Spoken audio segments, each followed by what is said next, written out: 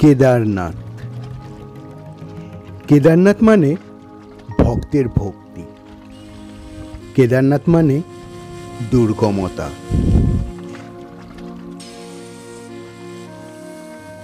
কেদারনাথ মানে অক্লান্তিক পরিশ্রম, কেদারনাথ মানে ত্যাগ, কেদারনাথ মানে শ্রদ্ধা, কেদারনাথ মানে মোক্ষ।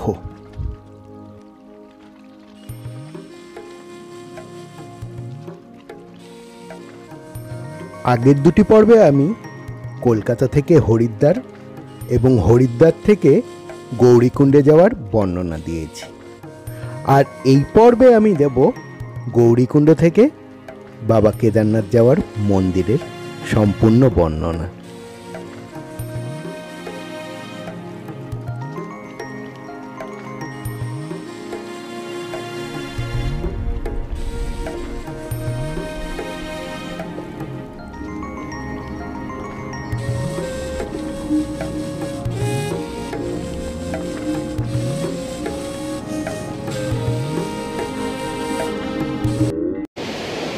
গুড মর্নিং বন্ধুরা, আজকে 13ই মে 2024 আমরা বেরাচ্ছি গৌরীকুণ্ড থেকে কেদারের উদ্দেশ্যে।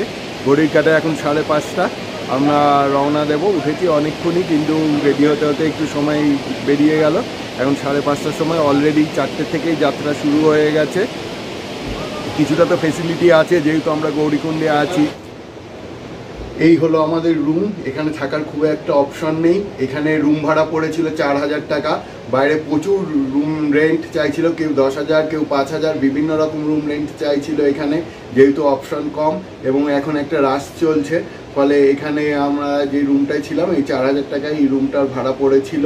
তবে প্রতিবারের ন্যায় এবারও অক্ষয় তৃতীয়ার দিন খুলে গেল বাবা কেদারনাথের মন্দিরের দ্বার, আর সঙ্গে সঙ্গে আছড়ে পড়ল ভক্তদের সুনামি। আর গৌরীকুণ্ডের যেখান থেকে আমরা যাত্রা শুরু করলাম, সেখানে ভিড়ের বহর এতটাই যে আমি প্রথম 10 মিনিট কোনো কিছুই ফ্রেমবন্দি করতে পারিনি। ভোরের আলো তখনও ঠিকমতো ফোটেনি। লাখে লাখে ভক্তরা চলেছে কেদারনাথের মন্দিরের উদ্দেশ্যে, কেউ বা ঘোড়ায়, কেউ বা পিট্টুতে, কেউ বা পালকিতে। গৌরীকুণ্ড থেকে ঘোড়ার ভাড়া পড়বে 2300 টাকা জনপ্রতি। এই উঠতে গেলে এখানে লাঠির খুব প্রয়োজন পড়বে, কিছুটা জার্কিং হচ্ছে ওপর নিচ করতে গেলে, আর হাঁপাচ্ছিও একটু। এখানে যেটা দেখলাম, প্রচুর ঘোড়া রাস্তাতে অ্যাভেলেবেল আছে, যেগুলোর রেট 3200 টাকা করে বলছে। গভর্নমেন্ট রেটের থেকে বেশি চাইছে। ধীরে ধীরে সূর্যের আভা পড়ে পাহাড়ের চূড়াগুলো রক্তিম হয়ে উঠতে লাগলো।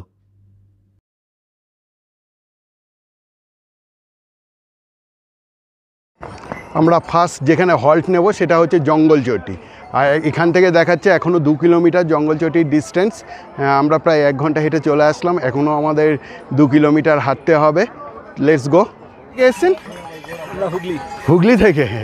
এই কলকাতার লোক আমরা পেয়ে গেলাম এখানে কেদারনাথের জন্য। আমার বয়সী বাচ্চা, সেও ট্রেক করছে এখানে। ওকে, দেখা হবে। জয় কেদারনাথ। Roaming feet. যাত্রাপথে যেটা আপনার খুবই জরুরি, নিজেকে হাইড্রেট রাখা। তার জন্য সঙ্গে কিছু তরল পানীয় রাখুন, যেটা আপনার শরীরকে হাইড্রেট রাখবে। আর যখন যাবেন, ছোট ছোট বেবি স্টেপে এগিয়ে চলুন, তাড়াহুড়ো করবেন না। অনেকটা 22 কিলোমিটার আপনি ভাগ করে নেন, প্রত্যেক ঘন্টায় 2 কিলোমিটার করে, আপনি 12 ঘন্টায় পৌঁছে যাবেন আশা করি। চলুন, এগিয়ে চলুন। জয় কেদারনাথ।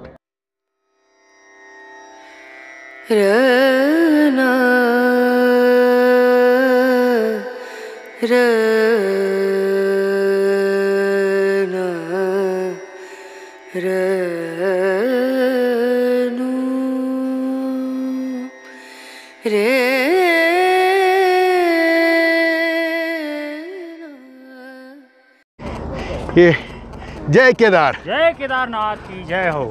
ये एमपी से आ रहा है? हाँ, एमपी से। अच्छा, फर्स्ट टाइम है आपका? चलो चलते रहे। चलते रहो। জয় কেদার। जय केदार। আপনি হাঁটতে পারুন আর না পারুন, এরা হচ্ছে এখানকার ভিআইপি, এদের জন্য আপনাকে সাইড দিতেই হবে।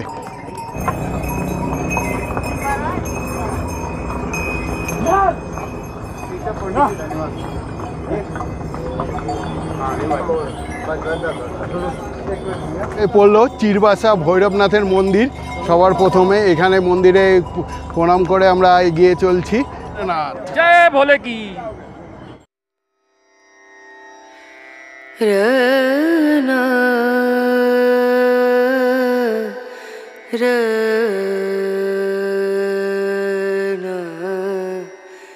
रनु रे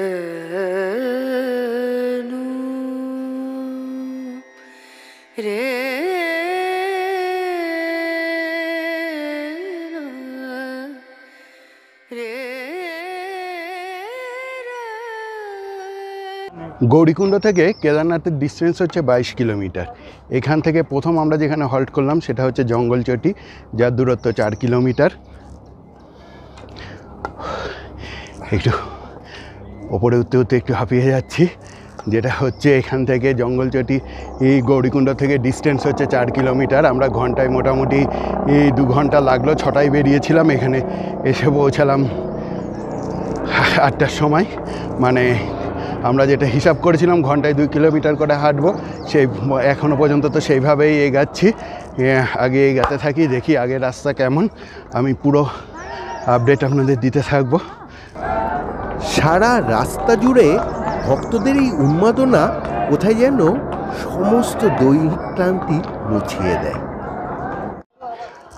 ভাবতেই অবাক লাগছে 22 কিলোমিটার পথ হেঁটে চলবো, তাও আবার এই পাহাড়ি রাস্তায়। এটা মানে কল্পনাই করা যায় না, কিন্তু একটা কথা আছে না, ভক্তি মে হতা হয় শক্তি। তো এগিয়ে চলো ভোলে বাবার নাম নিয়ে। এখানে কিন্তু খাবারের প্রচণ্ড দাম। আমি কালকে নিচে গৌরীকুণ্ডে জলের বোতল কিনেছিলাম, 40 টাকা নিয়েছিল, এখানে 50 টাকা, আরও উপরে উঠলে হয়তো আরও বেশি নেবে, আমি জানি না। তবে একটা টিপস দিয়ে রাখি, আপনারা অবশ্যই মানে ড্রাই ফ্রুটস ক্যারি করবেন সঙ্গে। সকালে উঠতে উঠতে কাজু কিশমিশ এগুলো যেটা আমি ক্যারি করেছিলাম, ফলে সুবিধা হলো এখানে।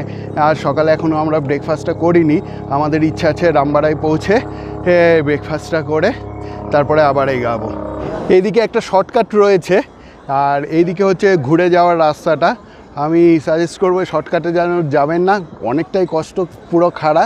আমরা এই দিক দিয়েই এখন উঠছি, একটু সময় লাগবে বেশি, কিন্তু ছোট ছোট বেবি স্টেপে আমরা এগিয়ে চলেছি। না, সূর্যদেব কিন্তু আজ আমাদের উপর প্রসন্ন। গতকাল এখানে অঝোরে বৃষ্টি হয়েছে। আসার সময় যেটা অনুভব করলাম, এখানে কিন্তু আসতে গেলে প্রচণ্ড কষ্ট সহ্য করতে হবে।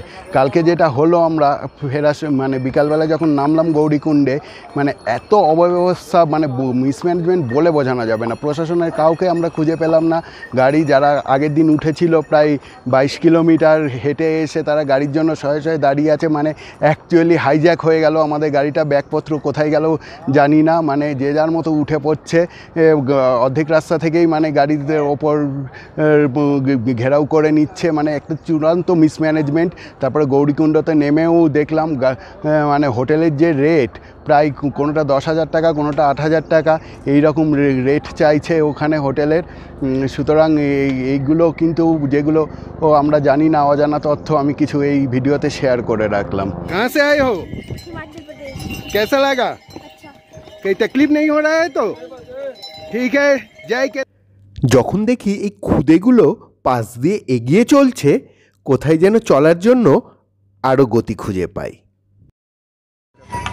এখান থেকে ভীমবলির ডিস্টেন্স দেখাচ্ছে 500 মিটার, আর কেদারনাথের 10 কিলোমিটার। কিন্তু যদিও এটা নয়, এটা আগের ডিস্টেন্স 10 কিলোমিটার, এখন ওটা প্রায় আরও ওর সঙ্গে 6 কিলোমিটার অ্যাড হবে। না, আমাদের কোনো তাড়া নেই। প্রাকৃতিক সৌন্দর্য উপভোগ করতে করতে এগিয়ে চললাম ভীমবলির দিকে।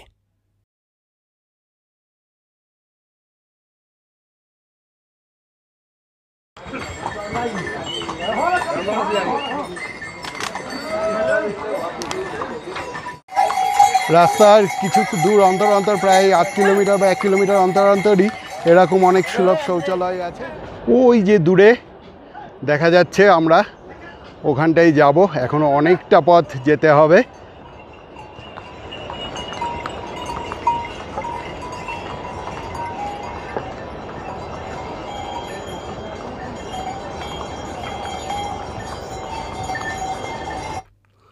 ভীমবলিতে জিএমভিএনের যে রেস্টুরেন্টটি আছে সেখানেই প্রথম হল্ট করলাম। বেশ পরিষ্কার পরিচ্ছন্ন। এখানে ব্রেকফাস্ট সেরে প্রায় আধ ঘন্টা রেস্ট নিয়ে আবার এগিয়ে চললাম। এখান থেকেও ঘোড়ার সার্ভিস পেয়ে যাবেন। যেটা গৌরীকুণ্ডের রেট ছিল 2300 টাকা, এখান থেকে সেটা পড়বে 1800 টাকা। ফলে চিন্তার কিছু নেই, প্রথমে আপনি কিছুটা হেঁটে নিতেও পারেন। ভীমবলি থেকে একটু এগিয়ে গিয়েই রাস্তাটি দুটি ভাগে ভাগ হয়ে গেছে। একটির দূরত্ব প্রায় 1 কিলোমিটার কম হলেও বেশ খাড়া, আর দ্বিতীয়টির দূরত্ব বেশি হলেও ঘুরে ঘুরে ওপরে ওঠার দরুন আমাদের উঠতে একটু কষ্ট কমই হয়েছিল, তাই আমরা দ্বিতীয়টিকেই প্রেফার করেছিলাম।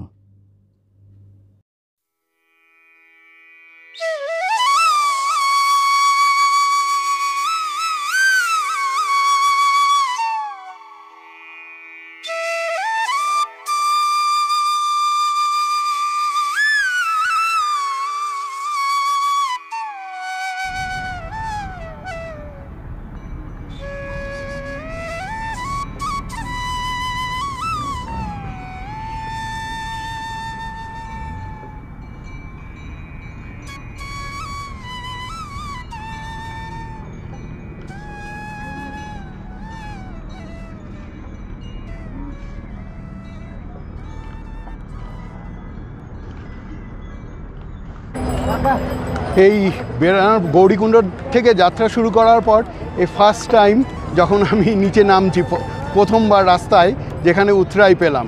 এতক্ষণ শুধু চড়াই ছিল।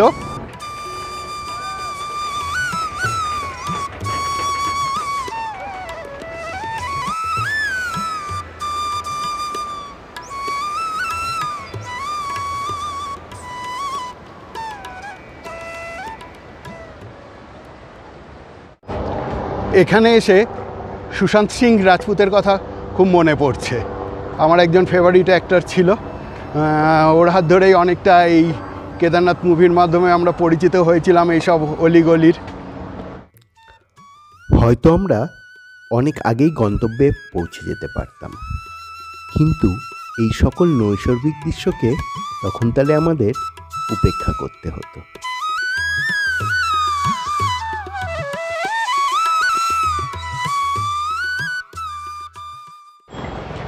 ঘড়িতে এখন 10:30, আমরা ক্রস করলাম রামবাড়া। এবারে আমরা ছোটি লিঞ্চলির দিকে এগিয়ে যাচ্ছি।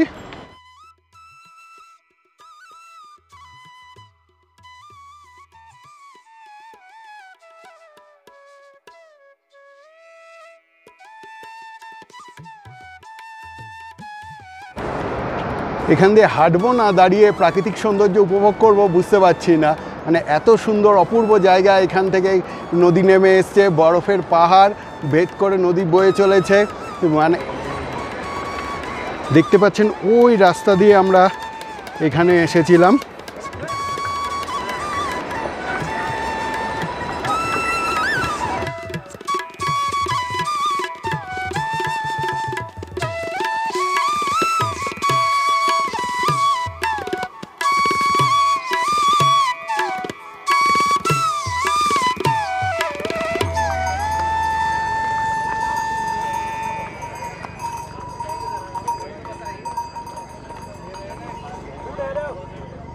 এখন ঘড়িতে বেজেছে 11:20 আর আমরা পৌঁছে গেছি ছোটি লিঞ্চলি। এখান থেকে পরের ডেস্টিনেশন হচ্ছে বড় লিঞ্চলি। ওর দূরত্ব মোটামুটি 2 কিলোমিটার, 2 থেকে 2.5 কিলোমিটার হবে।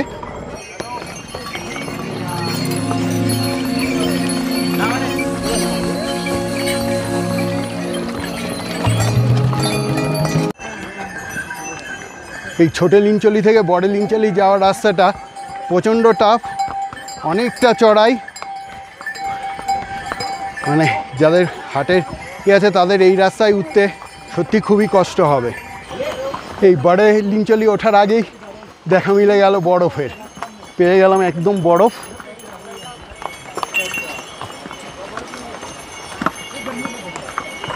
ওয়েস্ট বেঙ্গল, ওখানে ওয়েদার কেমন এখন? আজকের ওয়েদারটা ঠিক ছিল, ঠিক আছে। কালকে যখন আমরা উঠেছি 1টা নাগাদ পুরো বৃষ্টি হচ্ছিল, অনেক সময় হয়ে গেছে, পুরোটা ভিজে ভিজে উঠেছি। চলে এসেছি বড়লিনচলিতে, পেছনে দেখা যাচ্ছে বড়লিনচলি। এখানে এখন ঘড়ির কাঁটায় 1টা। বড়লিনচলি থেকে এরপরে আমরা যাব বেস ক্যাম্পে। দেখি কতটা সময় লাগে ওখান থেকে এখন। রনা রনা রনু রে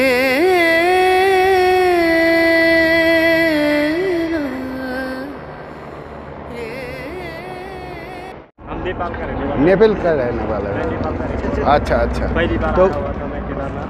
पहली बार केदारनाथ किया, ट्रैक किया। केदारनाथ जाके ऐसे ये माहौल केदार का अच्छा। तो बहुत भीड़ भाड़ है, तो कुछ काम करने के लिए इतना तकलीफ पड़ रहा है। কেদারনাথ মানে কর্মক্ষেত্র। লক্ষ লক্ষ লোকের মুখে অন্ন যোগায় এই কেদারনাথ। সুদূর নেপাল থেকে এসেছে এই যুবক কাজের আশায়। জাতি ধর্ম নির্বিশেষে সকল মানুষের কর্মস্থল হলো এই কেদারনাথ। ভালো করে লক্ষ্য করুন এই রাস্তাটি। 2013 সালের আগে এই রাস্তাটাই ছিল মন্দিরে যাওয়ার প্রধান রাস্তা। আমার পেছনে যে রাস্তাটা দেখা যাচ্ছে 2013 সালের আগে ওই রাস্তা ধরেই কেদারনাথ বাবার উদ্দেশ্যে যাওয়া হতো। এখন ওই রাস্তার ধ্বংসাবশেষ পড়ে রয়েছে। আমাদের টিমে যে মেম্বার ছিল একজনের অবস্থা একটু খারাপ হয়ে গেছে, প্রায় একটু ক্যাম এসছে, ফলে খুব ধীরে ধীরে আমাদের হাঁটতে হচ্ছে। তাই রেস্ট নিয়ে নিয়ে অনেকটাই সময় লেগে যাচ্ছে, জানি না কখন আমরা শেষ করব।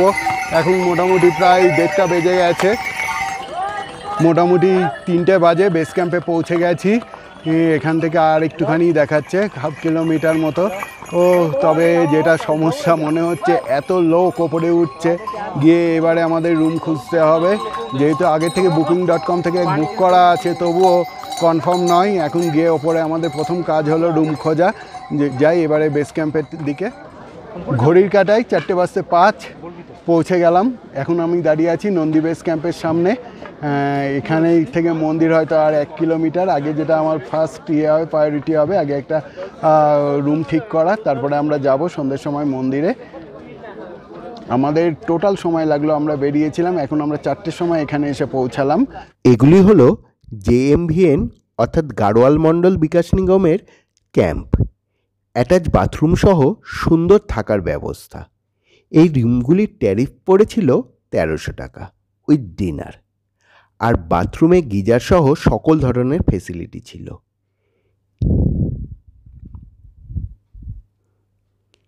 এটি হলো এদের ওপেন ডাইনিং হল। এখানেই আমরা রাত্রে ডিনার সেরেছিলাম। আর এখানে 500 টাকার মধ্যে এই ধরনের প্রচুর টেন্ট পেয়ে যাবেন। কিন্তু এর অসুবিধাগুলি হলো, 1 এখানে লাইট পাবেন না, 2 ঠান্ডায় আপনাকে নিচে শুতে হবে, আর 3 আপনাকে পাবলিক টয়লেট ইউজ করতে হবে। আমরা নন্দী বেস ক্যাম্পে যে ক্যাম্পে ছিলাম ওখানে 1 ঘন্টা রেস্ট নিয়ে এবারে আমরা মন্দিরের উদ্দেশ্যে রওনা দিচ্ছি। এখন ওই 5:30 মতো বেজেছে, সন্ধ্যা আরতি হবে। তার আগে আমরা মন্দিরে একবার দর্শন করতে যাচ্ছি। এখানে মোটামুটি ক্যাম্প যেরকম লোক উঠেছে আমরা ভেবেছিলাম হয়তো একটা সমস্যা হতে পারে, কিন্তু না, দেখলাম প্রচুর ক্যাম্প অ্যাভেলেবেল আছে, ফলে অসুবিধার কিছু নেই। বেস ক্যাম্প থেকে একটু এগেলেই পড়বে মন্দিরে যাওয়ার প্রধান রাস্তা। আর আমরা এই রাস্তা ধরেই মিনিট 15 হেঁটে পৌঁছে গেলাম মন্দিরে সন্ধ্যারতি দেখতে।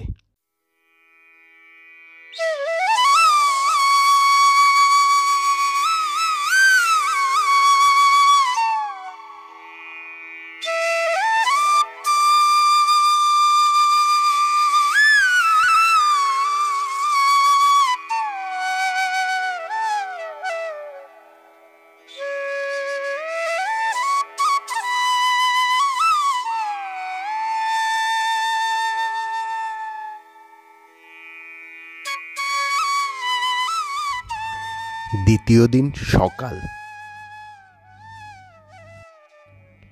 এক নতুন ভোর, এক নতুন আশা, এক নতুন স্বপ্ন। সকাল সকাল উঠে গরম জলে স্নান করে তৈরি হয়ে নিলাম মন্দিরে যাওয়ার জন্য। আপনি যত দেরি করবেন মন্দিরে যাওয়ার লাইন দীর্ঘ থেকে দীর্ঘতর হয়ে উঠবে। তাই আপনার কাজ হবে যত সকাল সকাল পারেন মন্দিরে লাইন দিতে।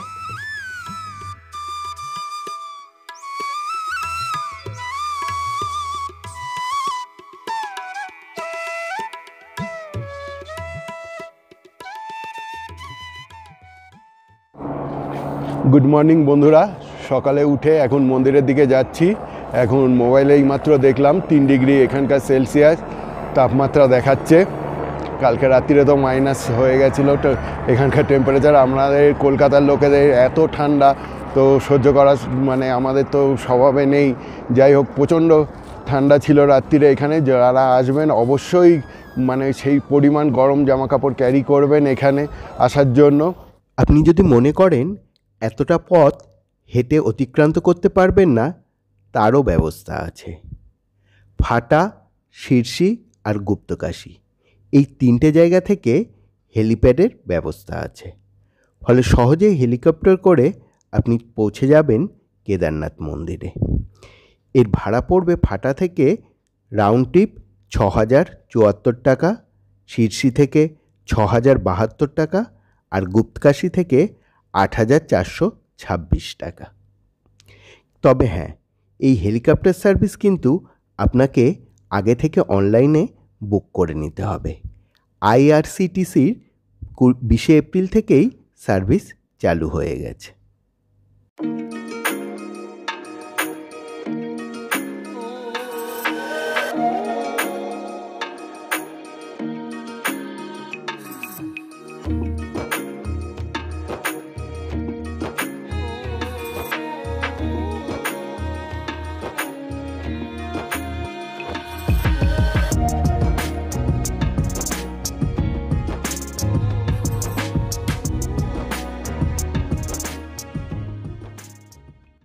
মন্দির থেকে মাত্র 500 মিটার দূরেই এই হেলিপ্যাড সেন্টারটা, যেটা ফাটা, গুপ্তকাশী, সীতাপুর থেকে হেলিকপ্টারগুলো সার্ভিস দিচ্ছে। এখানে এসে মন্দির মাত্র 500 মিটার ডিস্টেন্সে এখানে মানে একদম লোকাল ট্রেনের মতো সকাল থেকে 5টা থেকে শুরু হয়ে গেছে সার্ভিস।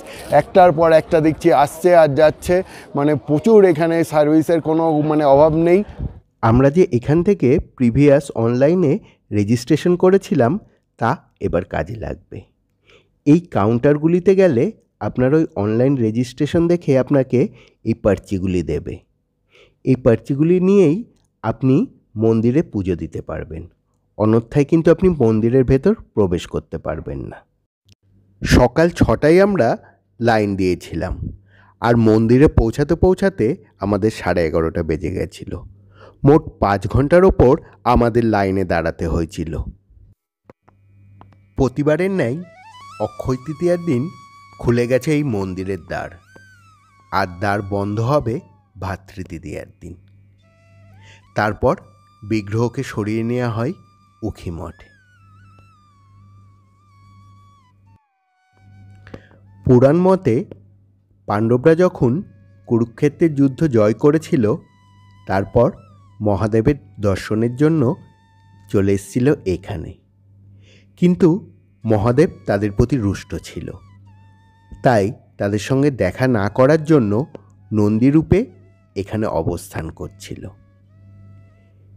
ভীম তখন পদাঘাত করে এই মাটিতে, ফলে অন্যান্য যে সকল নন্দীরা ছিল তারা সেখান থেকে সরে যায়।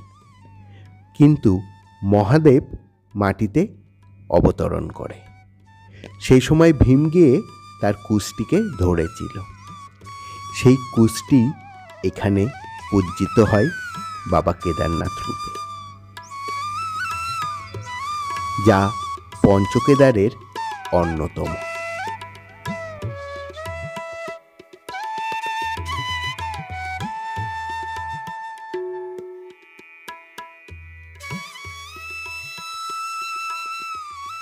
মন্দিরের ভেতরে রয়েছে মাতা কুন্তী ও পঞ্চপাণ্ডবের মূর্তি, আর লক্ষ্মীনারায়ণের একটা মূর্তি রয়েছে, আর রয়েছে হচ্ছে মহাদেবের শিলা, যেটার জন্য কেদারনাথে আসা। আর এখানে তো ভেতরে তো ফটোগ্রাফি অ্যালাউ নেই, ফলে আমি ভেতরেরটা দেখাতে পারলাম না। দেখতে পাচ্ছেন ভক্তদের উন্মাদনা।